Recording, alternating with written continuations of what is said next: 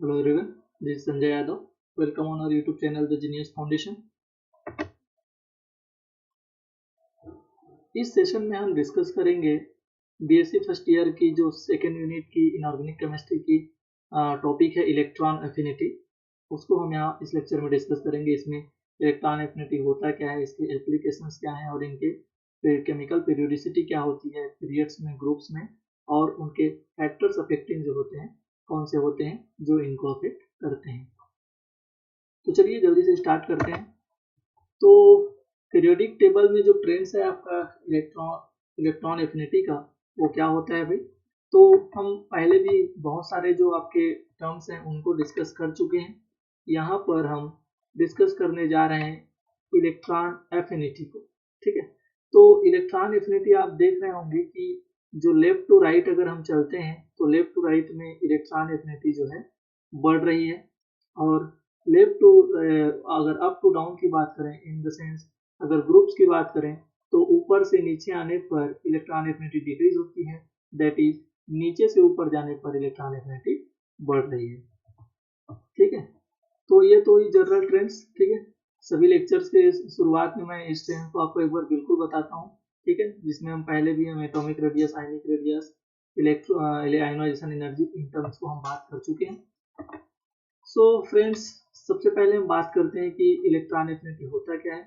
तो electron affinity को ही आप इलेक्ट्रॉन गेन एंथैल्पी भी इस टर्म पे यूज करते होंगे। तो देखते हैं कि ये आपके जो electron affinity, electron gain enthalpy होता क्या है। तो ध्यान दीजिए, अगर आपको सपोज मान लीजिए कि कोई ये आपका आइसोलेटेड गैसियस एटम है, इसमें आप इलेक्ट्रॉन्स को ऐड करना चाहते हैं, दैट इज इलेक्ट्रॉन को इस एटम से, गैसियस आइसोलेटेड एटम से जोड़ना चाहते हैं।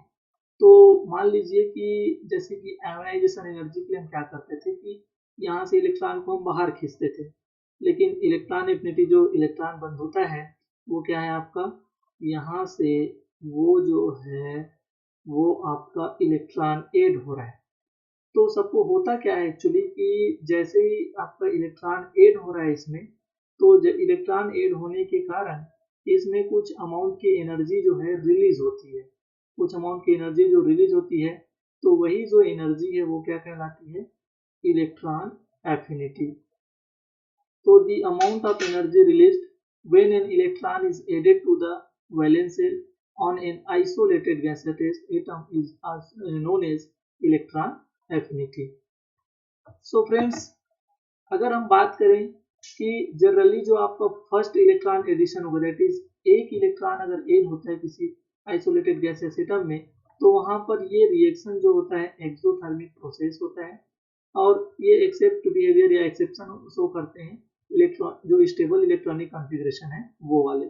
लेकिन जनरली अगर हम बात करें तो वो ये जो आपका एक इलेक्ट्रॉन का जो ऐड होना है वो आपका एक्सोथर्मिक प्रोसेस होता है, और सबको पता होगा कि एक्सोथर्मिक प्रोसेस में एनर्जी क्या होती है, इमिट होती है।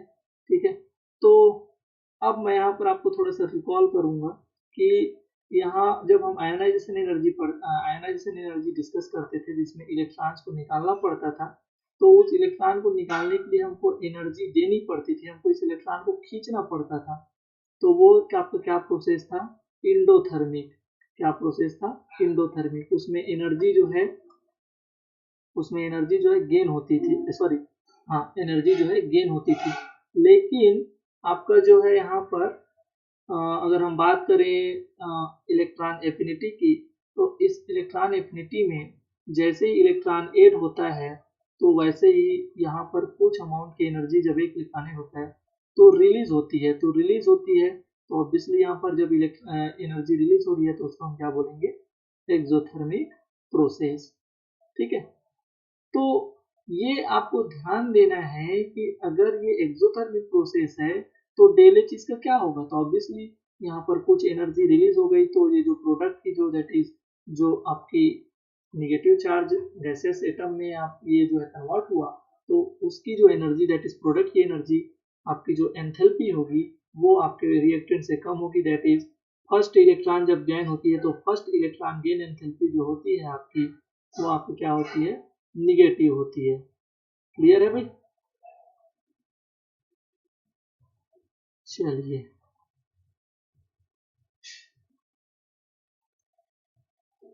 तो ये आपको ध्यान देना है थोड़ा सा कि ये जो आपकी फर्स्ट इलेक्ट्रॉन गेन एंथैल्पी होती है वो निगेटिव होती है। वो क्या होती है? निगेटिव। ये इसलिए बोल रहा हूँ क्योंकि जब सेकंड इलेक्ट्रॉन आपको ऐड करना पड़ेगा, थर्ड इलेक्ट्रॉन आपको ऐड करना पड़ेगा, that is second electron gain enthalpy, third electron gain enthalpy, तो वहां पर आपका डेल एच का जो सिनेरियो है वो चेंज हो सकता है। ठीक है, तो आपको ध्यान क्या देना है जनरली कि आयोनाइजेशन एनर्जी जो है एक इंडोथर्मिक प्रोसेस था, लेकिन इलेक्ट्रॉन गेन एंथैल्पी जो है एक्सोथर्मिक प्रोसेस होता है। ठीक है, लेकिन कब? जब एक इलेक्ट्रॉन जुड़ता है तब। वैसे ही अगर हम बात करें कि तो ध्यान देना कि जैसे कि poly negative anion like O-2 N-3 C-4, तो ये तभी हुआ होगा जब दो इलेक्ट्रॉन ऐड हुआ होगा, इसमें 3 इलेक्ट्रॉन ऐड हुआ है, इसमें 4 इलेक्ट्रॉन ऐड हुआ है। तो जब एक से ज्यादा आपके जब निगेटिव चार्ज उसमें लगते हैं तो उस कंडीशन में क्या होता है कि आपका प्रोसेस जो होता है, जो इलेक्ट्रॉन गेन एंथैल्पी होती है, ये प्रोसेस यहाँ पर it's always an endothermic process. क्या होता है? Electron affinity of neutral atom is equal to ionization energy of its anion. इसको मैं आपको डिस्कस करूंगा। इससे पहले हम पहले लाइन को पढ़ते हैं कि ये जो है आपका जब पॉली निगेटिव एनायंस बनते हैं, दैट इज एक से ज्यादा जब नेगेटिव चार्ज आता है तो उस इलेक्ट्रॉन को आपका सेकंड, थर्ड, फोर्थ को गेन करने के लिए आपको एनर्जी देनी पड़ती है। तो इसको भी मैं समझाऊंगा क्यों होता है। क्योंकि सपोज यहाँ पर देखो ये ऑक्सीजन है, ऑक्सीजन से आप एक इलेक्ट्रॉन ऐड कर रहे हैं, तो यहाँ पर इस कंडीशन में तो देखो यहाँ पर ये आसानी से ऐड हो जाता है और आपकी जो डेल एच होती है वो निगेटिव होती है। Del H negative, that is ये जो है आपका एक एक्सोथर्मिक प्रोसेस है। एनर्जी रिलीज किया, ये एनर्जी क्या किया? रिलीज किया।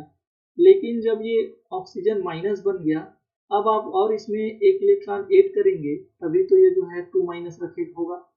तो ये यहाँ पर इलेक्ट्रॉन और इलेक्ट्रॉन के बीच रिपल्सन होना लग जाता है, दैट इज ये अलाउ नहीं करता आसानी से इसको ऐड करना।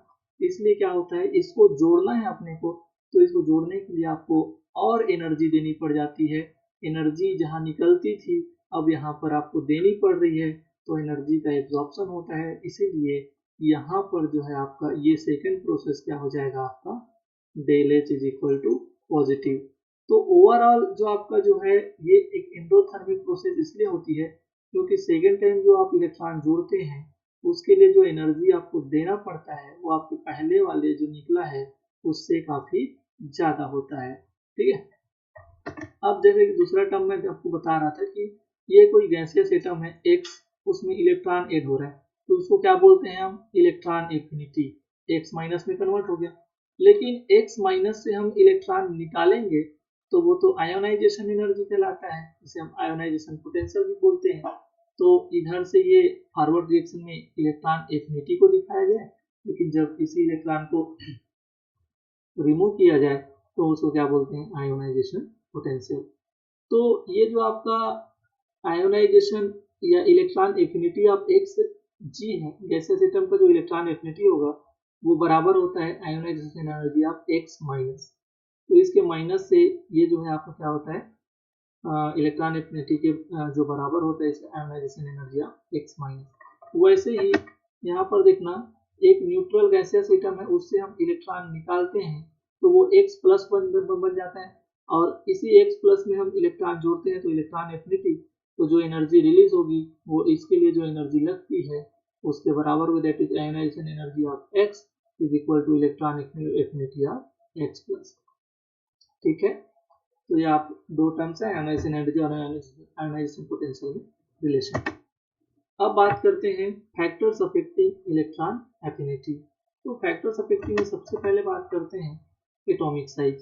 तो अभी बार बार ये जो टर्म है यूज हो रहा है, आयोनाइजेशन एनर्जी में भी हो गया आपका, ये एटॉमिक रेडियाई में भी हो गया। तो एटॉमिक साइज का क्या रिलेशन है कि इलेक्ट्रॉन एफिनिटी जो है, ऑब्वियस सी बात है, जितना बड़ा साइज होगा उसका जेड इफेक्टिव कम होगा, और जेड इफेक्टिव कम होगा तो इलेक्ट्रॉन को कहाँ रखना चाहेगा, इसीलिए जितना बड़ा साइज उतना ही कम उसके पास इलेक्ट्रॉन को रखने की टेंडेंसी। दैट इज जितना छोटा साइज होगा उसका न्यूक्लियस के साथ इलेक्ट्रॉन को उतना ही अच्छा अट्रैक्शन होगा, और इसीलिए जितना छोटा साइज होगा उतना ही ज़्यादा वहाँ पर उसकी इलेक्ट्रॉन एफिनिटी होगी। इसीलिए जो फ्लोराइड वगैरह है, उनके अपने पीरियड्स में हाई इलेक्ट्रॉन एफिनिटी शो करने की टेंडेंसी होती है। ठीक है, वैसे अगर फैक्टर्स अफेक्टिंग हम डिस्कस करें तो इफेक्टिव न्यूक्लियर चार्ज, तो अभी मैं आपको पहले ही बताया कि जितना ज़्यादा इफेक्टिव न्यूक्लियर चार्ज होगा उतना ही ज़्यादा उसके पास इलेक्ट्रॉन को एक्सेप्ट करने की टेंडेंसी होगी। तो देखिए, it is directly proportional to Z effective, और जेड इफेक्टिव सबको पता होगा कि पॉजिटिव चार्ज जितना ज़्यादा होता है उसका इफेक्टिव न्यूक्लियर चार्ज उतना ही हाई होता है, और जितना आपका निगेटिव चार्ज ज़्यादा होता है उतना ही कम आपका जेड इफेक्टिव होता है। That is Z effective is directly proportional to positive charge, but Z effective is inversely proportional to negative charge. Clear है? अब नेक्स्ट फैक्टर की अगर हम बात करें तो इसमें जो है, जैसे हम एक बार बात किए थे कि आयोनाइजेशन एनर्जी में नाइट्रोजन और ऑक्सीजन में क्यों वेरिएशन पाया जाता है, तो वो जो होता है आपका स्टेबिलिटी ऑफ कंप्लीटली फील्ड और हाफ फील्ड ऑर्बिटल। अगर देखो किसी electron affinity of elements having full filled या half filled configuration is very less और zero, so these elements electron के enthalpy del H equilibrium will be positive. ये इसलिए बोल रहा है क्योंकि सपोज मान लो, मैं यहाँ पर आपको एग्जांपल भी दिखाऊंगा। तो यहाँ पर देखो, अगर मान लो यहाँ पर तीनों जो है एक एक इलेक्ट्रॉन रखता है, दैट इज हाफ फील्ड है। फुल फील्ड वाला तो आप आसानी से समझेंगे, हाफ फील्ड वाला अगर समझ गए तो आपको सबको पता होगा कि हाफ फील्ड ऑर्बिटल जो है ज्यादा स्टेबल होता है पार्शियल फील्ड ऑर्बिटल से। ठीक है, तो अगर आप इसमें इलेक्ट्रॉन ऐड करते हो तो ये जबरदस्ती हाफ फील्ड से कहाँ चले जाएगा, पार्शियल फील्ड में। तो ये क्यों जाना चाहेगा, ये अपनी स्टेबिलिटी से कोई अनस्टेबिलिटी की तरफ जाना चाहता है क्या? नहीं जाना चाहता। तो जब आपकी जो फुल फील्ड और हाफ फील्ड इलेक्ट्रॉनिक कॉन्फ़िगरेशन होता है वो इलेक्ट्रॉन को एक्सेप्ट नहीं करना चाहते, इसलिए कभी कभी क्या होता है, इसकी इलेक्ट्रॉन की एंथैल्पी जीरो होती है। जीरो मतलब ये लेना ही नहीं चाहते इलेक्ट्रॉन को। इसीलिए अगर आपको जबरदस्ती का इसमें ऐड करना है इलेक्ट्रॉन को, तो ऐड करना है तो आपको एनर्जी देनी पड़ेगी, और एनर्जी दोगी जब जबरदस्ती आप यहाँ पर इलेक्ट्रॉन ऐड करने की कोशिश करेंगे, ऑब्वियसली आपको एनर्जी देना पड़ेगा, और चूंकि यहाँ पर एनर्जी का एब्जॉर्प्शन होगा, इसलिए ऐसे कंडीशन में आपकी डेल एच इक्विलिब्रियम जो है वो पॉजिटिव आती है। That is it is an endothermic process. Clear है? ठीक है, जैसे कि देखो यहाँ पर अगर मैं इलेक्ट्रॉन एफिनिटी की बात करूं तो ये NH2 है, ये NH1 है, ये लीजिए। तो इसमें देखो दो इलेक्ट्रॉन है और इसमें एक इलेक्ट्रॉन है, तो इसको एक इलेक्ट्रॉन आप दोगे तो आसानी से ये हाफ फील्ड से फुल फील्ड हो जाएगा। तो ये तो इलेक्ट्रॉन को एक्सेप्ट करेगा, और एक्सेप्ट करेगा तो ज्यादा एनर्जी रिलीज करेगा। दैट इज इसका इलेक्ट्रॉन एफिनिटी जो है ज्यादा होगा NH2 से। वैसे ही अगर बात करें Np2 का, तो यहाँ पर देखो ये जो है दो इलेक्ट्रॉन यहाँ पर रख रहा है, और दो इलेक्ट्रॉन रख रहा है, तो इस तीसरा इलेक्ट्रॉन जो आएगा वो इसमें पार्शियल फील्ड को आपके हाफ फील्ड इलेक्ट्रॉनिक कॉन्फ़िगरेशन या ऑर्बिटल में कन्वर्ट कर देगा। तो ये आसानी से इस इलेक्ट्रॉन को एक्सेप्ट कर लेगा। That is Np2 P2 condition में P3 कंडीशन के रेस्पेक्ट में इलेक्ट्रॉन एफिनिटी ज्यादा होती है। ठीक है, बात करते हैं वेरिएशन इन इलेक्ट्रॉन एफिनिटी की। तो इसमें आपका जो है सेकेंड वेरिएशन जो होता है पीरियड्स में क्या होता है। ठीक है, तो आप सबको पता होगा कि अगर हम बात करें जनरली तो लेफ्ट टू राइट चलने पर आपकी जो इलेक्ट्रॉन एफिनिटी है वो बढ़ती है, इलेक्ट्रॉन को एक्सेप्ट करने की टेंडेंसी जो है बढ़ती है।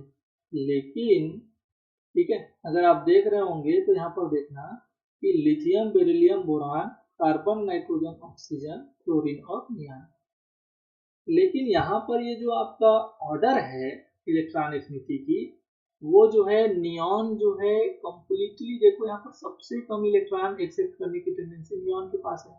क्यों?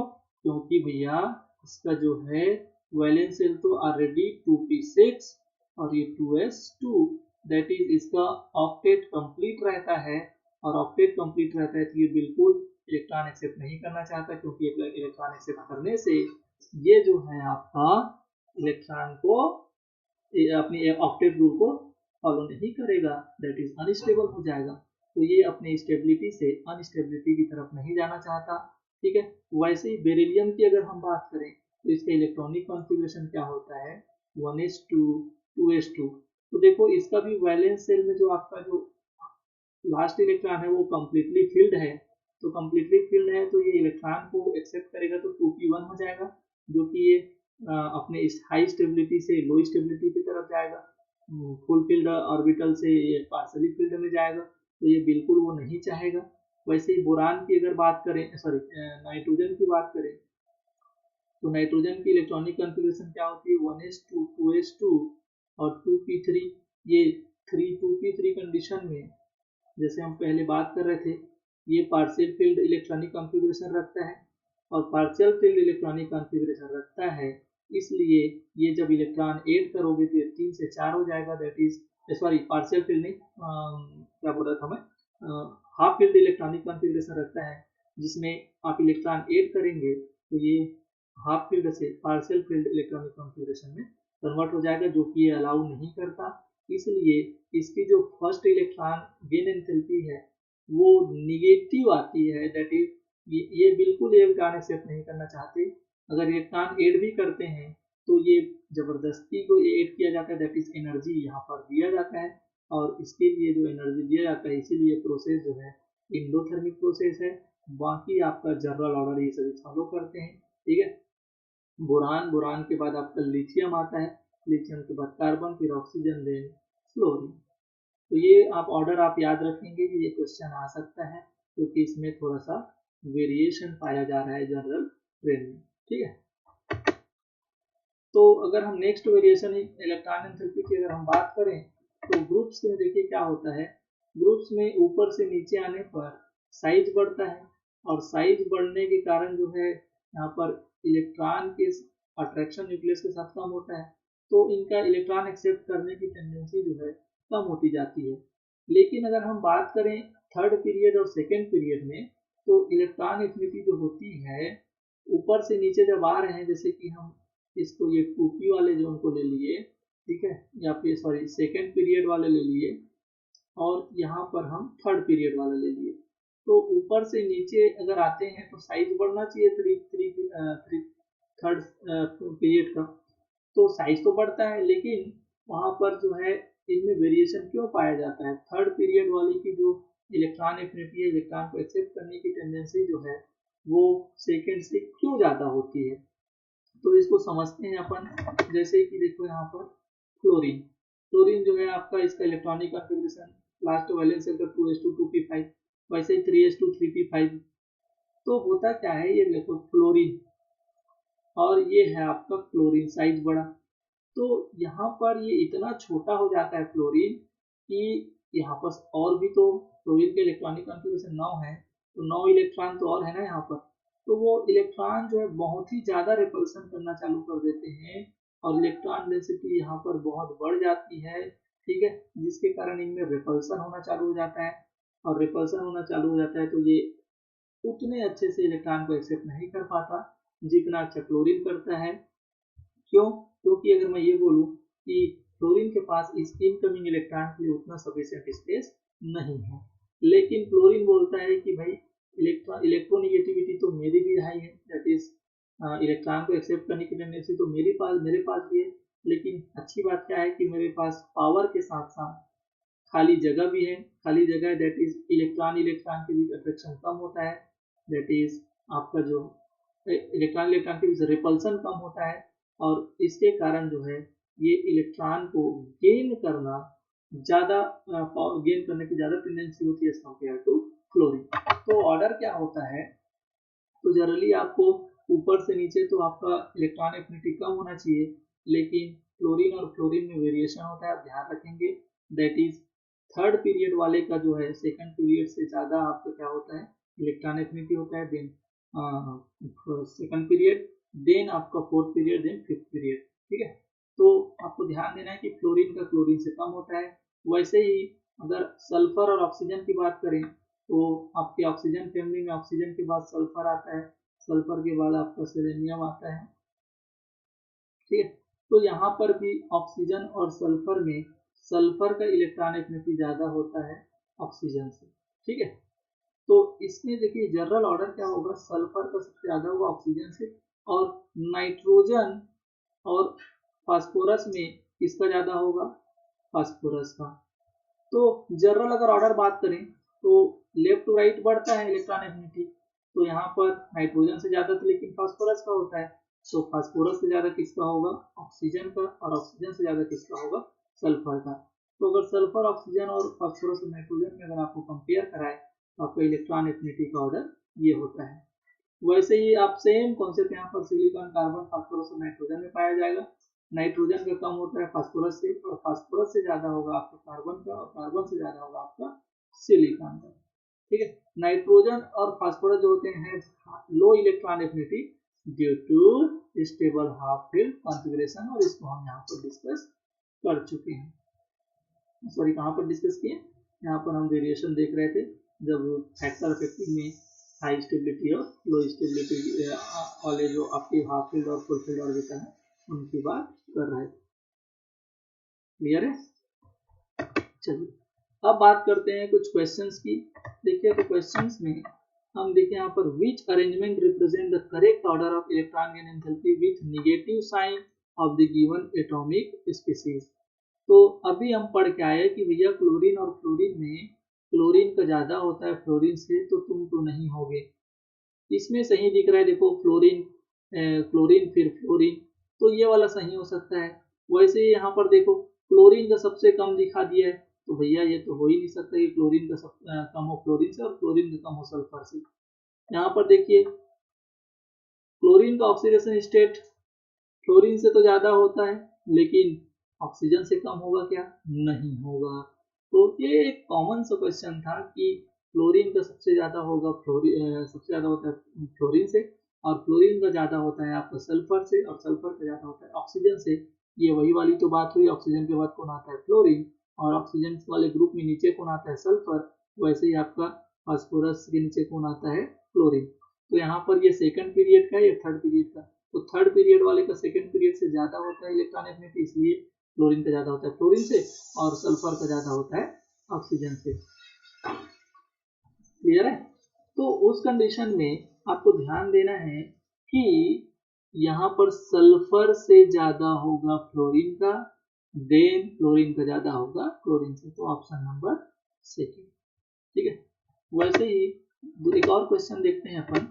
तो यहाँ पर देखिए ये जो आपका ऑक्सीजन से 2 इलेक्ट्रॉन हम ऐड कर रहे हैं, तो O2 माइनस बढ़ रहा है, तो ये डेल Eg जो है पॉजिटिव में आया है, देखिए 603 किलो जूल पर मोल। तो ऑब्वियसली यहाँ पर ये इंडोथर्मिक प्रोसेस होगा, और जब पॉलीनेगेटिव आयन बनता है तो वहां पर इंडोथर्मिक प्रोसेस होता है। तो the positive value for del Eg is due to, तो ये पॉजिटिव वैल्यू क्यों आया है, इंडोथर्मिक प्रोसेस क्यों हुआ है, इसको यहाँ पर पूछा गया है। तो देखिए energy is released to add 1 electron to O-1। अरे O-1 में जब एक इलेक्ट्रॉन ऐड करते हो तो एनर्जी रिलीज होती है क्या, बिल्कुल नहीं। क्यों, क्योंकि यहाँ पर इलेक्ट्रॉन का रिपल्सन होता है, तो आपको उसको और ऐड करने के लिए एनर्जी देना पड़ता है, ना कि रिलीज होता है। वैसे ही सेकंड ऑप्शन है energy is required to add 1 electron to O-, ये सही लग रहा है। और देखते हैं ऑप्शन क्या है, energy is needed to add 1 electron to oxygen, बिल्कुल गलत। क्यों, क्योंकि जब ऑक्सीजन न्यूट्रल रहता है तो उसमें एक इलेक्ट्रॉन जोड़ते हैं, तो फर्स्ट इलेक्ट्रॉन गेन एंथैल्पी तो क्या होता है भाई, निगेटिव होता है, वहां एनर्जी रिलीज होती है, तो ये भी गलत है। None of this effect above is correct, नहीं। सेकंड जो आपका देखो यहाँ पर energy is required to add 1 electron to O-, O- में इलेक्ट्रॉन को ऐड करने के लिए एनर्जी जरूरी लगती है, और वो एनर्जी जो है आपकी रिलीजिंग एनर्जी से ज्यादा हो जाती है, इसलिए जो है आपके डेलेज जो है, टोटल डेलेज जो है वो पॉजिटिव आ जाता है। समझ आ रहा है क्या भाई? आगे बढ़ते हैं और एक और क्वेश्चन देखते हैं। इसमें यहाँ पर देखिए which of the following configuration will have list electron affinity, कौन से ऐसी इलेक्ट्रॉनिक कॉन्फ़िगरेशन है जिसकी इलेक्ट्रॉन एफिनिटी जो है बहुत कम होगी, सबसे कम होगी। तो देखिए यहाँ पर ये N-P5 है, तो यहाँ से एक इलेक्ट्रॉन ये गेन करके आसानी से अपने ऑक्टेट को कंप्लीट कर सकता है। तो ये तो बहुत आसानी से क्या कर रहा है, इलेक्ट्रॉन एक्सेप्ट कर सकता है, तो इसकी इलेक्ट्रॉन एफिनिटी बहुत ज़्यादा होगी, ठीक है। तो ये तो नहीं होगा। लेकिन देखिए यहाँ पर हमको सबसे कम पूछा है, तो NH2 NP2 ये भी आपका जो है पार्शियली फिल्ड है, 2 इलेक्ट्रॉन है, इसको 1 इलेक्ट्रॉन चाहिए इसमें, तो ये पार्शियली फिल्ड से हाफ फिल्ड हो जाएगा, दैट इज स्टेबल हो जाएगा। तो ये भी बहुत जल्दी इलेक्ट्रॉन एक्सेप्ट करेगा, दैट इज इसकी भी इलेक्ट्रॉन एफिनिटी जो है हाई होगी। यहाँ पर देखिए NP4 से NP5 इनमें जो है आपका इलेक्ट्रॉन गेन करने से उतनी इफेक्ट नहीं पड़ेगा, क्योंकि पार्शियल टू पार्शियल ही फील्ड रहेगा। लेकिन ये जो आपका इसका जो लास्ट सेल है उसमें आपका पी सब सेल जो है हाफ फील्ड है, और हाफ फील्ड में जब आप इलेक्ट्रॉन ऐड करेंगे और तो हाफ फील्ड से पार्शियली फील्ड चले जाएगा, जो कि ये बिल्कुल अलाउ नहीं करता, दैट इज ये इलेक्ट्रॉन को एक्सेप्ट नहीं करना चाहता। तो सबसे कम जो आपकी इलेक्ट्रॉन एफिनिटी होगी वो किसकी होगी, इस आपके जो है इलेक्ट्रॉनिक कॉन्फ़िगरेशन की होगी। क्लियर है? सो फ्रेंड्स, ये थी आपकी इलेक्ट्रॉन एफिनिटी की बात कर रहे थे अपन, इसके डिफरेंट फैक्टर्स थे, और इन फैक्टर्स में यहाँ पर हम कवर किए जो है जेड इफेक्टिव, साइज, इन सब का क्या इफेक्ट पड़ता है, half field, full field, electronic configuration का क्या इफेक्ट पड़ता है, ठीक है। सो आई होप कि आपको वीडियो पसंद आया होगा। वीडियो को लाइक कीजिए, ज़्यादा से ज़्यादा शेयर कीजिए, चैनल को अभी तक सब्सक्राइब नहीं किए होंगे तो चैनल को सब्सक्राइब कर लीजिए। Thank you for watching.